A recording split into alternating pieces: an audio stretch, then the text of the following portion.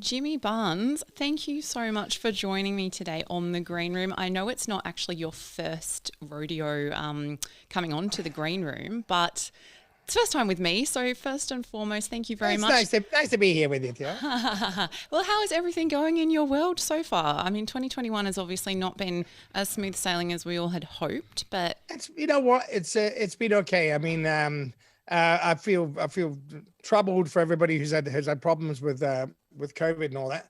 But Jane and I have managed to sort of find a few shiny sort of things happening, good things happening in the COVID period. We've spent a lot of time playing music, writing books, writing like stories, writing songs, recording. So it's been a busy time, and we've managed to do most of it from home, which is really good. So I guess the silver lining is we've got normally Jane and I've been married for 40 years by the other week, and we've never spent more than 3 weeks in one place in that whole time. So it's sort of been nice to sit back and just sort of reassess and reevaluate what we have and what we're doing.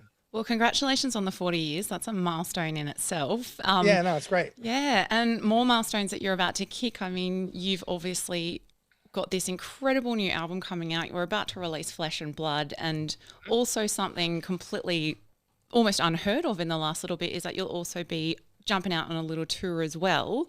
You've obviously released. All going well. Oh, yes, I know. Look, we're gonna say it. We're gonna put it out into the world, and we're just gonna be very optimistic. Yeah, no. about I'm quietly confident. I mean, you just got to keep your chin up and go for these things. I mean, we obviously we're planning to do. We've got a great tour on plan, and we're rehearsing and all that sort of stuff. So we're ready to go. Yeah, well, fingers crossed. And I mean, it's like something we all need a little bit of. But with the album itself, we have had a little bit of a taste test along the way. You've released some incredible singles. But considering this is your 20th studio album release, I believe, how does it feel to be And at it's this solo record, yeah. solo I mean, record? Like, it's there's about another 15 mind-blowing. before that. Yeah, actually, let's add them all up together. We can stack them all one by one. I don't know, but including live albums and that, I don't know. There must be 50 or something. Yeah. Yeah. Well, But it's really, I mean, they're all just like new for me. When you make a record, I mean, there's that cliche, they're all like children, but it's actually, you put all this work into these things,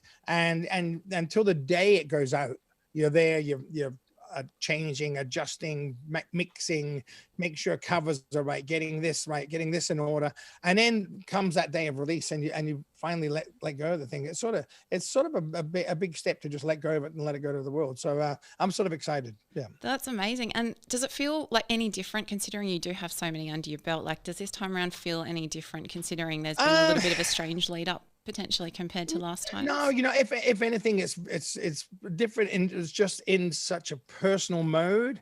I mean, the songs themselves stem from the sessions that we were doing on social media with Jane and myself, which we called the Jane Barnes Band, and that started out just as simply as Jane and I, we realized we were going to be locked down at home, and we thought we'd better do something, keep ourselves entertained. And Jane said, "I'm going to learn guitar."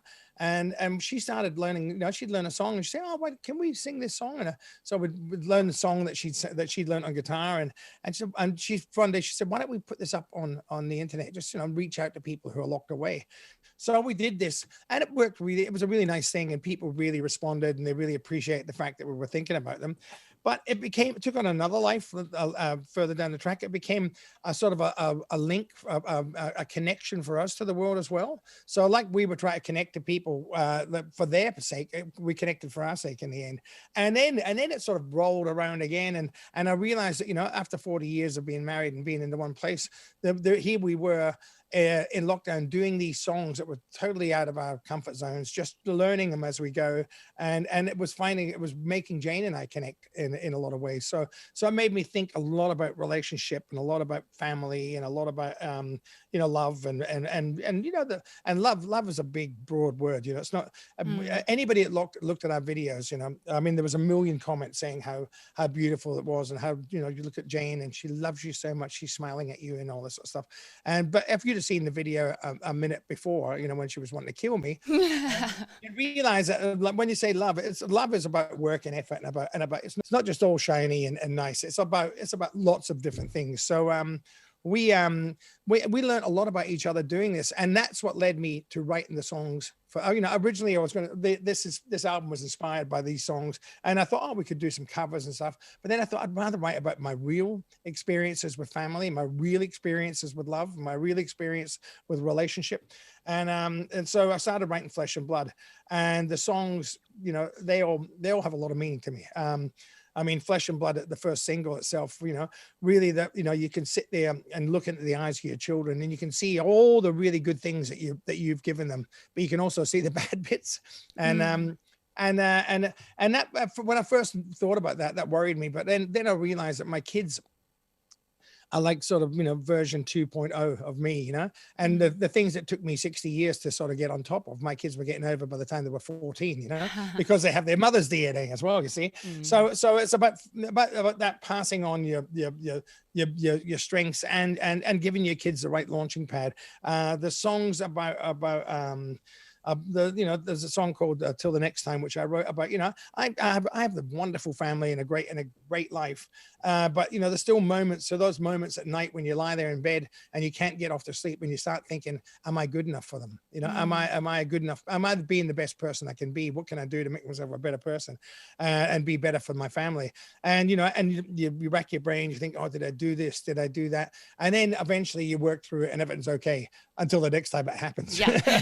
So, it's just that thing about self-doubt within relationships. And there's also, the stories that I wrote about, I wrote about, the end of the road. I wrote about my mum and dad's relationship. I wondered how it was for them being, my mum was 21 years old with 5 kids in Glasgow in a violent, abusive, drunken relationship. And how do you find romance or hope in those situations in the bleak streets of poverty-stricken Glasgow? So it was so I was trying to put myself in their position and see from there how love and how romance and how a relationship went from them, and all these things that, they sort of came together. There was a point where I realized, I asked Don Walker, who's like my brother, one of the great songwriters, and he is my brother, and I said to Don, I need a song for this record, and he sent me this song called The Truth. And one of the lines in that song is, "This is all I have to give." And I realized that the common thread in all these things, when you look at relationship, when you look at family, and the best thing you can bring to that is the truth. If you can speak the truth even when it's really tough, if you can see the truth even when people are trying to deceive you, if you can reach for the truth and face the truth, then relationships have a chance. And so that's a sort of the core message of the album. So then, of course, I had to try and get it on a record. Well, it's lovely too. I mean, obviously it's come out of a bit of darkness that we all kind of went through previously, but yeah, it's a celebration of family. I mean, I had friends of mine who said, literally crediting your live streams to keeping their family sane at one point too. So like, obviously there's been a lot of therapy for everyone. We literally had, over we recorded 200 songs or something, and we literally had like sort of 2 billion reaches. They either directly watched these songs or they heard them from friends or somebody told them about them. So these songs, and I think what it did was it didn't sort of make me feel like, oh yeah, we're doing something special. It made me realize how much it's the things that we have in common, the doubts, the fears, the hope, the love. This is the human experience, and we all share that. And it doesn't matter if you're a singer or you're a butcher or a mechanic or you're on your own or you're gay, you're straight. We all go through these fears and self-doubts and hopes and dreams. And so it just made me realize the connection that we all have, which was really great when you consider that this was this point where we all felt sort of so remote and so unconnected. Yeah, it's that incredible power of art. I mean, it can really unite people in so many ways. And the familiar overtones, I mean, aside from the album title itself, like Flesh and Blood, there's no question there that there's already going to be some familial things happening. But it was quite literally a family affair. I mean, obviously Jane jumped in on it too, but you had family involved on the mic. You had family involved behind the scenes and all that kind of stuff too. Yeah, I had I had one of my grandkids helped engineer on the record and sing backing vocals. Tyra, my son-in-law engineered and played bass. My son played drums and some piano and sang. My daughters all sang on the record. My wife played acoustic guitar and sang on the record. I had songs written by my children, written by me, written by my closest, dearest, friends and family, like Diesel and Don Walker. And there was even there's a cover version I do with Eliza Jane, my number 2 daughter, a song called the Tennessee Waltz. And now that song came into being because before COVID, I was doing this thing where every Christmas I'd take the family somewhere really special, and we'd get all the kids and I've got a lot of grandkids, by the way, and we get us all in one place for Christmas. And we spent one of these Christmases by the sea in Scotland, and because I wanted to bring them all back to where I came from.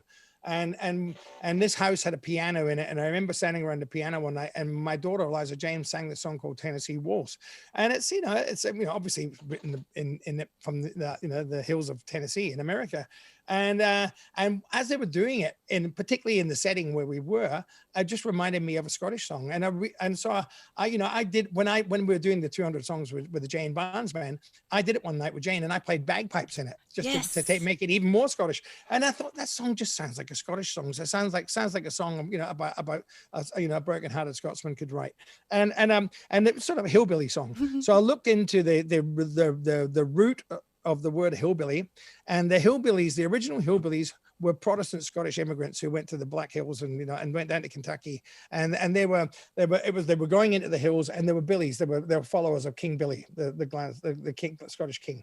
So the hillbilly music came from Celtic music and from Scottish music, and it was funny just to see that whole round in that big circle how connected we all are once again. So that's why that song was on, and plus I just think my daughter sings it so beautifully. Oh, agreed. And I just love that I also know where the word hillbilly comes from now. Yeah, no, it's great. You can spot it from.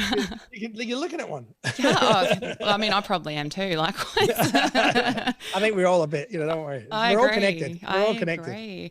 I guess considering obviously there was a lot of inspiration coming through. Like, there's a lot of stuff going on during COVID that may have actually amplified. I know you did a lot of the recording during the whole dreaded lockdown stuff, but considering you do have such a prolific career in your wake, like, what is still inspiring you creatively and lyrically at this point? Do you still feel like you have so much to say as an artist? Well, to tell you the truth, I mean, about 5 years ago when I wrote Working Class Boy, I really felt like I unlocked the door. I think I started to really connect with myself.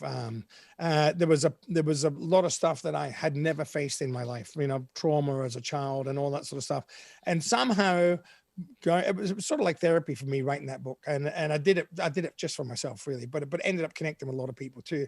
But somehow in the unlocking of those moments, it allowed me the opportunity not only to face my childhood, but the knock-on effect that childhood had on me, and all the good and the bad things I'd done in my life. And it was that thing about the truth again. I had to face everything, and some of it was really tough, but it allowed me to feel finally, because I'd spent my whole life, really running from feeling. I didn't stand still long enough to feel. I didn't want to connect with anybody long enough to feel. My best defense was attack. And through writing that book, I found a way to drop my guard and just allow things to be, instead of trying to be in control of everything. And from that, it's just really allowed me to have so much creativity. I'm writing fiction books. I'm writing kids books. I got a cookbook coming out in a month with my wife. I've written and recorded 2 albums. I've got another album in the can ready to come out. And I'm in the process of writing another thing at the moment, another kid's story. So it seems to have unlocked a lot of creativity, and because I've found that freedom by looking at myself and starting to look at the truth. I think honestly, I can honestly say that my best work, the best of me, is still to come. Which gives me a lot of joy and and a lot of hope. Yeah, and it's so inspiring too. I mean, it's the thing is, we're all works in progress, and no one's ever a finished product, and it's kind of it's an exciting thought, And I'm, really. I'm 65 years old, and you think, you go, oh, yeah, it's, you've done your bit, but I reckon as long as you're growing, as long as you're learning, as long as you're willing to stay open, you can keep, progressing as a human being. And, that's my goal. I want to be a better singer. I want to be a better songwriter. I want to be a better communicator, but I want to be a better husband, friend, father, grandfather. If I can do all that, they all go. It's not. None of them are remote. They're all entwined. And I think as long as I keep doing it, and eventually, I'll probably die a happy fella. Yeah, 100%. And I'm secretly really excited for this cookbook too. I need a lot of recipe inspiration. So, Well, the cookbook is really special. I mean, Jane is an incredible cook. I'm not bad. I'm pretty good. I'm a good cook myself, and my kids are all good cooks. But these recipes are the recipes that Jane and I have cooked in our family. The recipes that have taken us. When we've suffered losses in the family, when we've had celebrations in the family, when we've had deaths, when we've had weddings, when we've had every stage of our lives. These are the recipes that have nurtured our family, and it was our way. Jane and I we did this as a way, sort of as a gift to the kids and the grandkids for the future. So all these things that have been the connection of their lives, they're going to have now in one spot, and they'll be, whenever they cook them or eat them, they'll be, think about it, yeah. and it's been a real labor of love, and it's actually, the team that Jane's done a hell of a lot of work on it, and the team that are together that have done it, the beautiful photos, beautiful recipes, and it's it's one of those things where it's like making a record, cooking, and it's all like all parts of the aspects of the soul, and aspects of of love, and so it's like art and music and theater and dance and bloody food. They all and love. They all go hand in hand. Yeah, they all feed the soul. Yeah, And they do.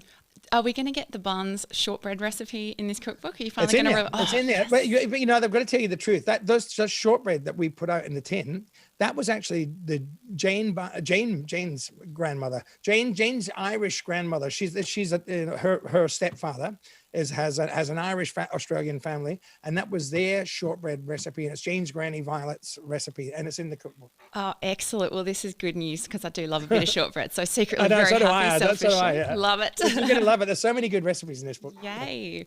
Well, and on the topic of feeding the soul too, I mean, for a lot of us, we all kind of realized, or I know I did, and everyone I spoke to, how much live music was so essential for that kind of connection with that art form. And he's hoping that we are going to be able to go ahead with this Yeah, upcoming listen, tour. there could be a few setbacks on the way, but I think we're well on the way to sort of getting through this. But I mean, I'm in a way, it's a good thing that we realize how important that live music thing is to everybody. Music is it's like communion. It brings us all together. It's not I'm not saying it's religious, but it's that spiritual thing where you get in a room, and as a singer, I get in a room, and there's whether it's 300 or 3,000 or 30,000 punters in front of you.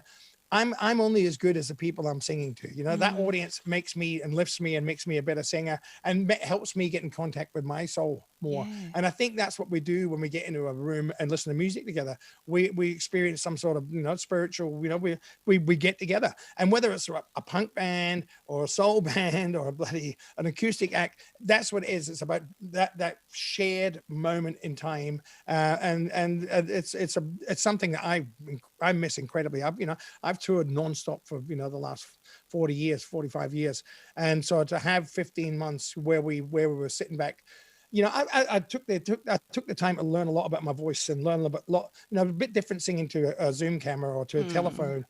But even in that, I ended up sort of learning more about singing in this time so that I could bring it back to the table when I came back out and played live. And I've done a couple of warm-up shows, and I've really noticed I'm now using a lot of different aspects in my voice. Whereas before I used to go out and all I wanted to do was pin everybody at the back of the wall. Yeah. I'm doing it a bit sneakily. I get up there and I can win people, get them to drop the guards, then pin them to the back of the wall. Yes. Lull them into a false sense of security. I love it. But it's good. I've learned a lot, and I think we've all learned how much music means to us. And live music's really important. And there's a lot of great Australian performers and great people touring as well who want to come on tour. And I think we're all going to get up there and we're going to go, yeah, let's go see live music again, which is really great. Yeah. And tell me, I don't like to play favorites very, very often, but considering you will be armed with a brand new album on this next run of shows, like officially celebrating Flesh and Yeah. Blood, is there one or perhaps two songs on the album that you are really keen to christen live finally? Well, there's a song, called Circles, which I really love. I'm dying to do because I just like the feel. And it's sort of one of those things about, when you get in a rut and you start, it's about relationship, when you start to fight and you talk and you talk at each other and you don't listen. And you seem to say the same things over and over again and you get lost in the loop. And the only way to get out is to get the truth out and move on. There's a song about that on there, which I think is really, really, really great. There's a couple of songs on this, that I really, there's a song called I Move Slow, which my son Jackie wrote, which is so beautiful. It's it's time moving fast around you, but Jackie, my son, just sort of moves slow and he just moves with the flow. And it's really beautiful. And I think it's going to be quite funny for someone who like myself who's so hyperactive actually singing that lyric. So I like the juxtaposition. So there's a bunch of songs on this. All of these songs I'm really looking forward to playing live, and and I'm also looking forward to because I want the show to be a bit of a trip through not only just all aspects of love and life and family, and that includes cold chisel. My family, when I grew up in that sort of dysfunctional family, when I joined cold chisel when I was 16, they became my family and they're my brothers, and we the life what we spent. So there'll be some of their songs in this tour as well because they're part of my essence. And songs like the songs that are Working Class Man, which is a song that sort of burnt into my soul because of where I came from, and it doesn't matter how many good cars I get or how many nice houses or how many whatever I've got, that's always there in my vision, that the fact that I came from that, and I can see people out there going through the same thing as I've done. And that thread of authenticity and that thread of family seems to really just permeate through everything that you touch, it seems, which is quite incredible. Yeah, well, but it's just very important to me, and it's just something that the fact, even in my darkest times and in my wildest days, the family were the thing that sort of grounded me and that sort of kept me, otherwise I would have floated off long ago, I probably joined the 27 club, there was always that connection to Jane, that connection to my kids, that connection to my, people I was singing to. They just kept one foot on the ground, even though it looked like times I was flying high. Yeah. so it's a really important thing to me. And the music has been that key to that connection. So I owe a hell of a lot to be able to perform, being able, because of music, I've met really, really special people that, people like Don Walker and Mossy and Phil and, Steve, who were just so close to me and helped, when I was hell bent in absolutely destroying myself. They've said, no, you better not. And here we are with seemingly the best still yet to come by the sounds of it too, which is that's what I think. That's what I feel. I feel like my best work is still in there and it's still coming, and I feel really positive. Yeah. Well, that's or even more inspiring. It just builds and builds. It's like a lasagna of inspiration for me right now. But quickly, I would love to touch on, you did bring up obviously when you first started with Cold Chisel, like at a very, very young age. Can you describe to me, like tying back to that whole like quote unquote spirituality of being on stage, what was it like the first time you actually walked out on stage with them and experienced that moment? Well, it took a while because I used to get on stage and I was really quite afraid. And I remember the first quite a few gigs I did, I sort of faced the back of the stage. I didn't look at the audience at all. There was a point where I think after about 6 months of doing shows and coaches, and we work really hard, where suddenly I felt this connection with the audience, and that was sort of like very, very liberating. I mean, I went from coming from this fear-based thing to feeling the first, I guess, moments of feeling any control in my life, and then I tried to, of course, destroy that. And amongst all this sort of wildness, I remember there was times where I was so smashed and so out of it and so out of control. And the only time I would feel that control was when I was on stage singing with that band. And it was like being in the eye of a storm. The whole world was spinning around me, but I'd be standing on the stage and it'd be dead still. And I'd just be there and I could go, there's the song. and it would just come out, and it was there were the moments that sort of kept me alive. So it's a very, very special, music's been a very special thing for me. Yeah. And particularly with that band, Yeah, absolutely. And what was to come? I mean, who could have ever predicted what would Of come course, from of course, facing yeah. away from the crowd?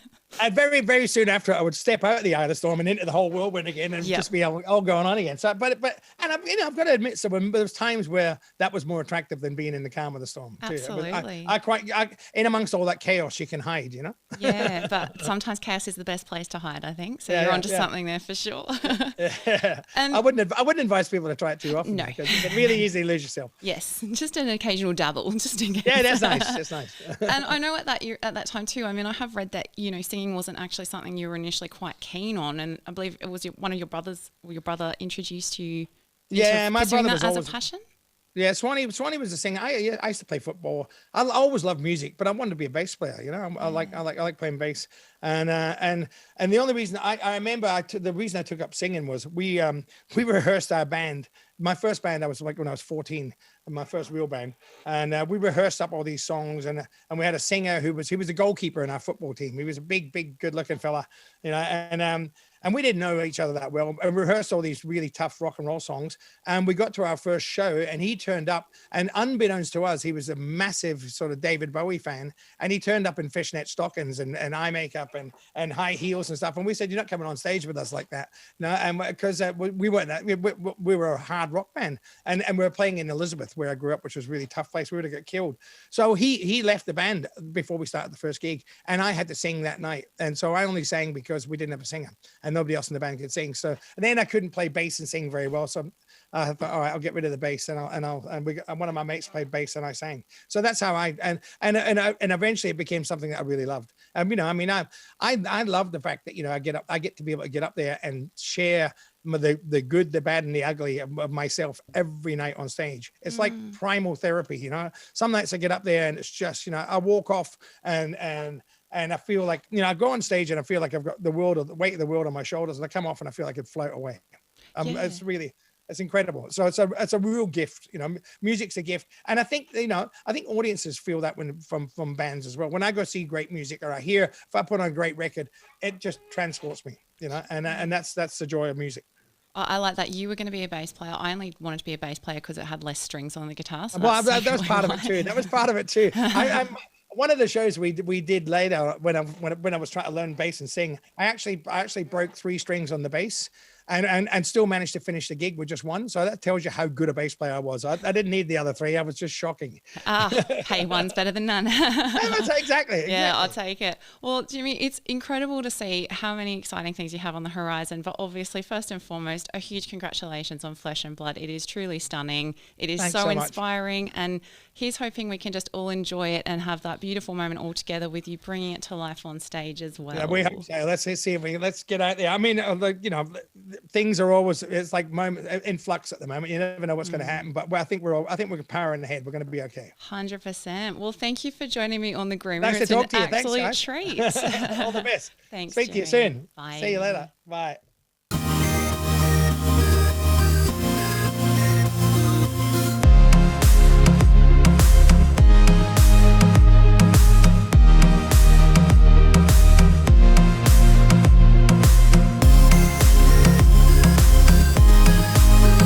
The Green Room with Tiana Speter is a podcast from the Handshake Agency Network, produced by Tiana Speter and Andrew Mast, with Pharrell D'Souza and Henry Gibson providing research.